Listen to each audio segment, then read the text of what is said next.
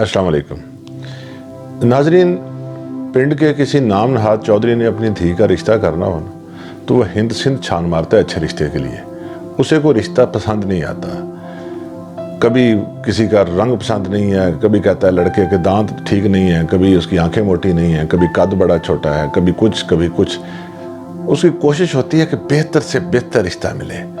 5-5, 6-6 महीने, साल गुजर जाता है इसी तगोदौ में। लेकिन अगर उसी चौधरी से उसी गांव के किसी गरीब की लड़की का कहा जाए कि उसने रिश्ता करने को मदद कर दीजिए तो कहता है कि इसका रिश्ता कहाँ हो रहा है। कहते हैं रिश्ता तलाश कर रहे हैं। कहते हैं ये कोई काम है। वो वहीं बैठा बैठा बगैर देखे उसी गांव में किसी गरीब के लड़के को नॉमिनेट कर देता है। कहता है चलो उसके साथ रिश्ता करो, मदद भी देखी जाएगी। लाख कहते रहे जी उनका जाती मसला है, ये मुनासिब नहीं है। वो कहता नहीं, वो तो हीन तस्वर करता है कि जो मैंने कह दिया है कि उसकी हुकूमतुल्ली हो कैसे सकती है, और वो रिश्ता करना पड़ता है और फिर उसका खमियाजा नस्लें भुगतती हैं। आप हैरान हो रहे होंगे कि मैं ये क्या कहानियाँ सुनाने बैठ गया हूँ। मेरे पास इससे भी एक बड़ी अजीबोगरीब किस्म की मिसाल थी, लेकिन मैं ज़रा परहेज़ कर गया हूँ। ये मैंने बात अब इसलिए सुनाई है कि इस वक्त हुकूमत का कुछ ऐसा ही हाल है। अगर तो फैसले करने हो किसी ओवरसीज़ के लिए, कभी मामूली सा मसला और ट्रेनें चलानी है कि नहीं, वो इजलास हो रहे हैं, बड़े बड़े लोग बैठे हुए हैं और खाबे खाए जा रहे हैं, कभी अपनी तनख्वाहें बढ़ाने का मसला और कई दिन इजलास होते रहते हैं, और इस तरह के बहुत से ऐसे काम हैं जिनके लिए इतना वक्त ज़ाया करते हैं। वाहिद एक महकमा ऐसा है जिसके लिए इन्होंने कभी सोच विचार नहीं की, कभी रेलिवेंट बंदों से नहीं पूछा, कभी उन लोगों को ऑन बोर्ड नहीं लिया जो इसके बारे में जानते हैं, जो ज़मीनी हक़ाइक़ पर बात कर सकते हैं, और वो है महकमा तालीम, एजुकेशन। और इस वक्त इन्होंने जो फैसला किया है हाल ही में कोरोना के बायस, मैं समझता हूँ कि वो ताबूत में आखिरी कील के मुतरादिफ है। हमेशा इन्होंने जो फैसले किए हैं, हम लोग बेचारे आमीन आमीन टीचर्स हों। टीचर जब मैं कहता हूँ तो इससे मुराद स्कूल असातिज़ा, कॉलेज असातिज़ा तमाम मुराद है। मेरी नज़र में एक प्राइमरी स्कूल का टीचर और एक पोस्ट ग्रेजुएट कॉलेज का प्रिंसिपल यकसा हैं, उस्ताद हैं सारे वो। कभी इनसे कह दिया जाता है कि आपका तालीमी सेशन 1 जनवरी से शुरू होगा, दिसंबर तक चलेगा। कहते हैं जी आमीन। 9वीं क्लास के इम्तहान अलग होंगे, आमीन। 10वीं का अलग होगा, फर्स्ट ईयर के अलग होंगे, 12वीं के अलग होंगे, आमीन। नहीं जी नहीं, अब इकट्ठे कंपोजिट होंगे 9वीं 10वीं के, जी आमीन। 3rd ईयर 4th ईयर का ऐसा ही मामला है, जी आमीन। आमीन करते करते गले खुश्क हो गए हैं। ऐसे ही मार्किंग का निज़ाम बना लेते हैं। कभी कहते हैं जी वो घरों में पेपर भेजे जाएंगे, जी आमीन। नहीं जी नहीं, वो बोर्ड में होंगे, सेम बोर्ड में सेम डिवीज़न के लोग चेक करते हैं, जी बिल्कुल ठीक है। नहीं, वो साइंस के पेपर इधर चेक नहीं होंगे, वो बाहर भेजे जाएंगे, आर्ट्स के इधर चेक होंगे, जी बिल्कुल ठीक है। वो कभी कोई पॉलिसी, कभी कोई पॉलिसी। कैसी अजीब बात है कि इतने अहम महकमे के लिए अभी तक कोई मुस्तहकम पॉलिसी वज़ा नहीं हो सकी। और अब जो फैसला किया है वो मुख्तदर हल्के जिन्होंने बैठकर ड्राइंग रूमों में ये फैसले कर लिए और वो सुना दिए। वो क्या फैसले किए हैं, कभी सोचा है आपने? वो बच्चे जिन्होंने अकेडमियों में एक दिन इस तरह गुजारा है, माँ बाप की झिड़कें बर्दाश्त की हैं, असातिज़ा के हुक्म के मुताबिक वो काम किए हैं, वो टेस्ट दे देकर बेचारे वो क्या कहना चाहिए कि मेहनत कर कर के उनका बुरा हशर हो गया है। और आखिर में वो इस उम्मीद पर बैठे थे कि हम इम्तहान देंगे, हमें एक कंपटीशन की फ़िज़ा है, हम अच्छे नंबर मिलेंगे, और आपने अपनी मर्ज़ी से एक फ़ैसला सादर कर दिया है। नाज़रीन, आप जानते हैं कि फ़ैसला क्या किया? मुख्तसर सा देख लीजिए। फ़ैसला इन्होंने ये किया कि 9वीं के इम्तहान नहीं होंगे, बच्चे 10वीं में चले जाएंगे। वो 10वीं के पर्चे देंगे, 10वीं के मुताबिक उनको 9वीं के नंबर जो हैं वो उस परसेंटेज से उनको अवार्ड कर दिए जाएंगे। 10वीं के पर्चे नहीं होंगे और उनको 9वीं जमात की परसेंटेज के हिसाब से नंबर अवार्ड कर दिए जाएंगे। अस्तगफिरुल्लाह, ला हौला वला कुव्वत। इसी तरह फर्स्ट ईयर सेकंड ईयर का हाल है।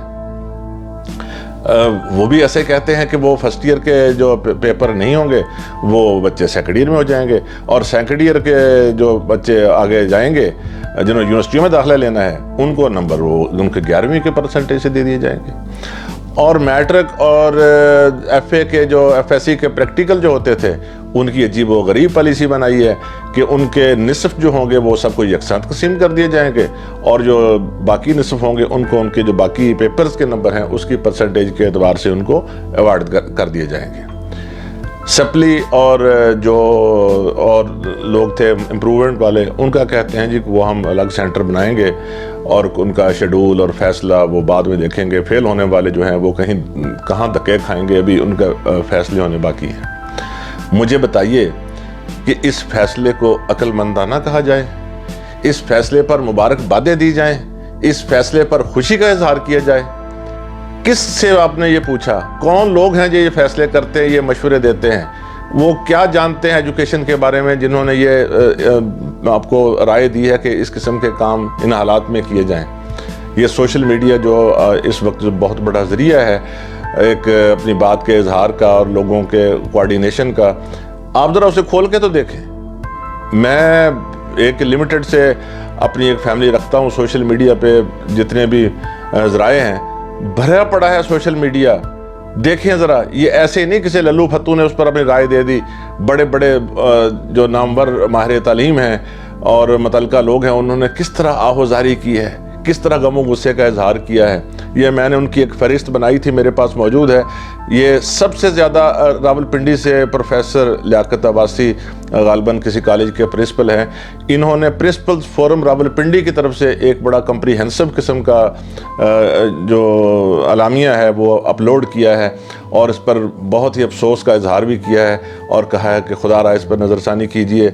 ये एक साबिक प्रिंसिपल माहिर तालीम हैं प्रोफेसर अब्दुल लतीफ़ उस्मानी, जो कि DPI ऑफिस में डायरेक्टर भी रहे, मुख्तलिफ अदवार में DO भी रहे, डायरेक्टर और मुख्तलिफ ओहदों पर काम किया और उन्होंने शदीद अल्फाज में इसकी मजम्मत की है और फिर लिखा है कि अभी ये इब्तदा है, आगे आगे देखिए कि ये किस तरह बेड़ा गर्क होता है इन फैसलों की बदौलत।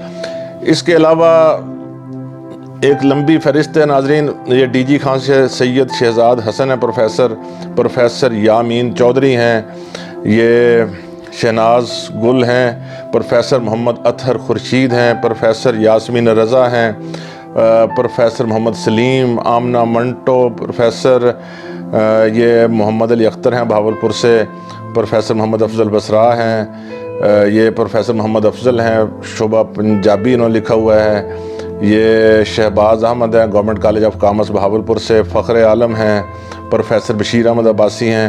वो कहते हैं मैं रिटायर हो चुका हूँ लेकिन मेरा दिल दुखता है ये फैसले सुनकर और पढ़कर। ये डॉक्टर अताउर रहमान हैं, प्रोफेसर डॉक्टर अफजल आबिद हैं, ये चिश्तियाँ से प्रोफेसर अनीस अहमद हैं, शहजाद साहब हैं, ये लियाकतपुर से मोहम्मद मज़हर महमूद साहब हैं, डॉक्टर यासीन साहब हैं, ये प्रोफेसर मोहम्मद अकबर साहब हैं, प्रोफेसर मोहम्मद अतहर, प्रोफेसर शाहिद रशीद ये गालिबन हारूनाबाद से हैं, ये प्रोफेसर मोहम्मद तुफैल भट्टू हैं ओकाड़ा से, प्रोफेसर नज़र चौधरी, प्रोफेसर मोहम्मद नईम, प्रोफेसर मोहम्मद अफजल, ये प्रोफेसर रिटायर्ड लियाकत राना हैं, प्रोफेसर हनीफ अब्बासी हैं। मैं ये तो एक बहुत लंबी फहरिस्त है। प्रोफेसर बिशारत महमूद, माहर शुएब अकबर सियाल, ये एक और सियाल हैं गालिबन इमरान सियाल हैं, प्रोफेसर मुनव्वर लाल, शाहिद अली, मियाँ नवाज, प्रोफेसर तजम्मुल हसैन संधू जट। ये तो मैं पढ़ता रहूँ तो ये तो घंटा ख़त्म नहीं होंगे। ये वो लोग हैं जो इन्होंने आगे कमेंट्स दिए हैं, जो बातें की हैं, वो एक भी बात गलत नहीं है और उन्होंने सब ने मुतफ़िक़ा तौर पर कहा है कि इन फैसलों पर नज़रसानी की जाए। नाज़रीन इकराम, इस फैसले को आए हुए 2-3 रोज़ गुजर चुके हैं और लोगों का गम और गुस्सा जो है वो आप सोशल मीडिया पे देख सकते हैं। गम और गुस्सा ही नहीं बल्कि एक ये हम गवर्नमेंट हमारी है, हम गवर्नमेंट के हैं, हमें मोहब्बत है अपने मुल्क से, हम इसकी बेहतरी चाहते हैं। असातिज़ा को इन फैसलों का कोई नुकसान नहीं, हमें तो तनख्वाहें मिल रही हैं। हम तो अपनी नस्ल के, अपने बच्चों के, अपने कौम का भला चाहते हैं कि इसके जो नुकसान होगा उससे बचा जा सके। आज पता चला है कि वफाकी वज़ीर तालीम एक मीटिंग उन्होंने कॉल किया जिसमें बोर्ड्स के चेयरमैन और कंट्रोलर वगैरह और शायद सेक्रेटरीज भी शामिल होंगे मुतल्लिका महकमों के एजुकेशन के, ज़ाहिर है। अब हमें क्या तवक्को करनी चाहिए कि आज इन फैसलों पर कोई नज़रसानी होगी कि ये चेयरमैन बोर्ड और जो कंट्रोलर इम्तहानात हैं बोर्डों के, स्पेशली इनसे इनकी बात कर रहा हूँ, इन बेचारों को तो ये जो हुकूमत फैसले कर चुकी है पर अंगूठे लगवाने के लिए बुलाया होगा। ये हाँ हाँ करते रहेंगे, ये हम में से लोग होते हैं। लेकिन आप सब लोग जानते हैं, ये एक ओपन सीक्रेट है कि ये एक प्रोसेस के तहत आते हैं कि पैनल बनता है, फिर स्क्रूटनी होती है और इंटरव्यू होते हैं। लेकिन आपको पता है कि फिर इनकी अपॉइंटमेंट कैसे होती है, हर कंट्रोलर और चेयरमैन अपने अपने सियासी सोर्सेज लेके फिर रहा होता है। इनकी जब अपॉइंटमेंट होती है तो इनको किस तरह खुशी होती है, और इनकी सारी तवज्जो एक एडमिनिस्ट्रेशन पे होती है, और वो ठंडे कमरे में बैठा, गाड़ी मिल गई और टीए डीए और अपने दोस्तों को नवाजने, किसकी ड्यूटी लगानी है, किसको किस कमेटी में डालना है। और जब इम्तहान हो जाते हैं मैट्रिक के या एफ के या कोई और, तो ये सजदे करते फिरते माशाल्लाह ये खैर खूबी से हो गए। ये इनकी सारी की सारी कारकर्दगी होती है। ये इनमें बहुत अच्छे लोग भी हैं, कई बड़े माशाल्लाह जिन्होंने महकमा तालीम में सर्व किया और जानते हैं, लेकिन ज़्यादातर लोग वही हैं जैसे मैंने अभी आपके सामने बयान किया है। ये सबको पता है कि एडमिनिस्ट्रेशन करना और पॉलिसी बनाना दो डिफरेंट काम हैं। ज़रूरी नहीं एक बंदा अच्छा एडमिनिस्ट्रेटर है तो वो अच्छा पॉलिसी बनाने वाला भी हो। अगर ये कोरोना के बायस ऐसे हालात आ ही गए थे, आपके लिए मसाइल दरपेश थे और ये बड़े जेन्युइन मसाइल थे कि इम्तहान कैसे लेने हैं, प्रैक्टिकल या वो मार्किंग वगैरह कैसे होनी है, तो आप एक रिसर्च कमेटी बना देते। ये काम जो है ये DPI level directors colleges and schools को जिम्मे लगाते कि जो सीजनड किस्म के लोग हैं, बेशक वो रिटायर्ड हों और बल्कि ज़्यादा बेहतर है कि उनमें ज़्यादा रिटायर्ड हों, उनको ऑन बोर्ड लिया जाए और उनसे कहा जाए कि अपनी सिफारिशात मुरतब करें। उन सिफारिशात को आप बैठकर डिस्कस कर लेते, आपको पता चल जाना था कि बेहतर क्या सूरत हाल है और क्या फ़ैसला करने से क्या मुज़र असरात होंगे। लेकिन किसी ने इसकी ज़रूरत ही महसूस नहीं की। नाज़रीन, आप मुझसे मुत्फिक होंगे कि हमेशा ये होता है कि कोई बच्चा जब अपीयर होता है किसी क्लास में, फ़र्ज़ करें 9वीं में या फर्स्ट ईयर में, उसके पेपर अच्छे नहीं होते तो वो एक नए अज़म के साथ वो कहता कि मैं बहुत मेहनत करूंगा और अगले इम्तहान में बेहतर कारकर्दगी का मुजाहरा करूंगा। फिर किसी वजह से कोई बीमार हो गया, किसी हादसे का शिकार हो गया या कोई और नागहानी मुसीबत आ गई, उसके पेपर अच्छे नहीं हो सके। उसने 10वीं में पेपर अच्छे देने थे, अब 10वीं में तो उसको 9वीं के पेपर के पर नंबर मिलेंगे। गोया आपने उस पर मोहर लगा दी है कि तुम्हारा लेवल जो है ये फिक्स हो चुका है, तुम इससे एक ज़रा भी आगे नहीं जा सकते। मार्किंग के मसले को देख लीजिए, मैट्रिक के पेपर हो चुके हैं, उसकी पॉलिसी नहीं बनाई जा रही मार्किंग की। मैंने इससे पहले भी एक वीडियो अपलोड की थी और कहा था कि जब ये पॉलिसी बना रहे हैं, वक्त ज़ाया कर रहे हैं, खुदारा जो पेपर हो चुके हैं वो तो घरों में भेज दीजिए स्कूल टीचर्स के। ये कोई इतनी बेईमानियां नहीं होती, ना पहले होती थी। ये कुछ केसेस होते हैं वो हर महकमे में होते हैं। करप्शन की दास्तानें किस महकमे में नहीं है, आप खुद देख लीजिए किस किस की रिपोर्टें, कितने कितने बड़े स्कैम सामने आ रहे हैं अरबों खरबों के। तो क्या आप उसको वाइंड अप कर देंगे उन महकमों को? आपने सिस्टम ही सारा लपेट दिया और कहा कि मार्किंग ऐसे होगी। इसमें बात हो सकती है किस तरह इस करप्शन को जो नंबर लगवाने की कोशिश करते हैं वो उसको रोका जाए। और जब फिक्टिशियस रोल नंबर लग जाते हैं, पेपर घरों में चले जाते हैं, और आजकल के दौर में जब कोरोना के बाद लोग डर रहे हैं, तो कौन है जो पीछे भागा फिरेगा पेपरों के? तो 1 साल के लिए तो कम से कम ये पॉलिसी बनाई जा सकती थी कि आप पेपर घरों में भेज देते और मार्किंग हो जाती। अच्छा, फ़र्ज़ करें आप घरों में भेजने से बड़े ख़ाइफ़ हैं, घर में भेजने से पता नहीं पेपर रिप्लेस हो जाएंगे, क्या हो जाएगा। आप सेंटर बनाना चाहते हैं, सारी बिल्डिंगें खाली पड़ी हुई हैं, 100 कमरे की बिल्डिंग, कॉलेज स्कूल खाली पड़े हुए हैं। जिस कमरे में आप सेंटर बनाते थे, 3-4 कमरे बोर्ड को दिए जाते थे, वहाँ 25-25 लोग बैठे होते थे, पूरा कॉलेज खाली है। एक कमरे में अब 6-6, 8-8 लोग बिठा दीजिए, वहाँ 25-25 बैठ सकते हैं। जिसमें मुझे बताइए कि इसमें क्या कबाहत है? सोशल डिस्टेंस जो है आपका एक मामला है वो भी हल हो जाएगा, पेपर भी सही हल हो जाएंगे। लेकिन अगर खुदारा आपके जहन में ये बात हो, हमने बेहतरी की कोशिश करनी है, तो फिर ही हो सकता है ना, वरना तो नहीं हो सकता। इसी तरह ये सेकंड ईयर का मामला है। जो बच्चे सेकंड ईयर में हैं और उन्होंने आगे यूनिवर्सिटियों में जाना है, आपको पता है कितना कंपटीशन का दौर है, और आप कह रहे हैं कि फर्स्ट ईयर की बिना पर उनको नंबर दिए जाएंगे और वो प्रैक्टिकल के नंबर भी तकसीम हो जाएंगे। मुझे बताइए, क्या ये जुल्म नहीं है? क्या बच्चों ने कंपटीशन में जो तैयारी की हुई है, हज़ारों रुपया झोंका हुआ है इसकी फ़ीसों पे, ट्यूशनों पे और किस किस पे, आपने सारा कुएं में डाल दिया। और बच्चों को इतना मायूस आपने किया कि आप इसका सोच नहीं सकते। खुदारा बच्चों पर जुल्म ना कीजिए, कम से कम यही कर दीजिए कि 9वीं क्लास को जो आपने 10वीं में प्रमोट कर दिया है उनको 10वीं की बिना पर 9वीं के पर्चे ना दीजिए, उनको इकट्ठे यानी कंपोजिट उनके इम्तहान ले लीजिए। यही पॉलिसी इंटरमीडिएट में भी अपनाइए। कंपोजिट पेपर पहले होते रहे हैं, कम से कम उनको ये मौका दे दीजिए कि वो अब मुकम्मल पेपर देकर अपनी सलाहियतों का इजहार कर सकें ताकि कुछ बेहतरी की उम्मीद हो सके। इसके मुज़र असरात के बारे में सोचा है कि इस फैसलों से क्या मुज़र असरात होंगे। आप एक माफिया को मुसल्लत कर रहे हैं इन बच्चों पर, इन वालिदैन पर। ये जो ऑनलाइन और इस किस्म की एकेडमी जिन्होंने लॉन्च कर दी हैं और वो भारी फीसें ले रहे हैं, और फिर आपने एक हुक्मनामा जारी किया जो यूनिवर्सिटियां हैं ये इनका फैसला HEC करेगा और कुछ प्राइवेट यूनिवर्सिटियां वो अपने SOPs खुद तय करेंगी। ये कहकर आप बरी ज़िम्मा हो गए हैं। प्राइवेट यूनिवर्सिटियां क्या करती हैं, जब अब थोड़े नंबर आएंगे बच्चों के, कसीर तादाद होगी, वो पता नहीं किस किस्म की आपको सिफारिशें सबमिट करेंगे। जो उनका फोकस होता है प्राइवेट अदारों का कि इन हालात के साथ सीटें बढ़ा दी जाएं। आपसे वो सीटें बढ़वाएंगे, सीटें बढ़वाने के बाद फीसें बढ़वाने का काम वो खुद कर लेते हैं। मार देंगे इन बच्चों को बेचारों को जहनी तौर पर और माशी तौर पर। ये वालिदैन को एक अपने बोझ तले दबाने का एक अमल किया है और कहते हैं कि हमने बड़ा अच्छा फ़ैसला किया है और ये कोरोना जो एक बड़ा ख़तरनाक बीमारी थी उससे बचने का सारा काम है। सब्ज़ी मंडी में कारोबार हो रहे हैं, वहाँ जाकर देखिए ज़्यादातर अनपढ़ लोग होते हैं जो कि ना उनको पता है मास्क क्या चीज़ होती है, ना सोशल डिस्टेंसिंग क्या है, सैनिटाइज़र क्या है। वहाँ रश लगा होता है, वहाँ कभी तवज्जो नहीं की, इसलिए कि सब्ज़ी आपके यहाँ भी आनी है, फ्रूट भी आने हैं। वहाँ सारा कुछ काम चल रहा है, कंस्ट्रक्शन कंपनियाँ चल रही हैं, वहाँ पर जाकर देख लीजिए कि उसी तरह काम हो रहा है जिस तरह पहले होता था। दुकानें और दीगर जो काम है वो खुले हैं और अब 4 दिन के लिए वैसे ही गवर्नमेंट ने खोल दिए हैं। इसके अलावा और बहुत से ऐसे काम आप देख सकते हैं इर्द गिर्द हो रहे हैं। नहीं अगर मुमकिन गवर्नमेंट की नज़र में तो वो एजुकेशन की बेहतरी का काम नहीं है।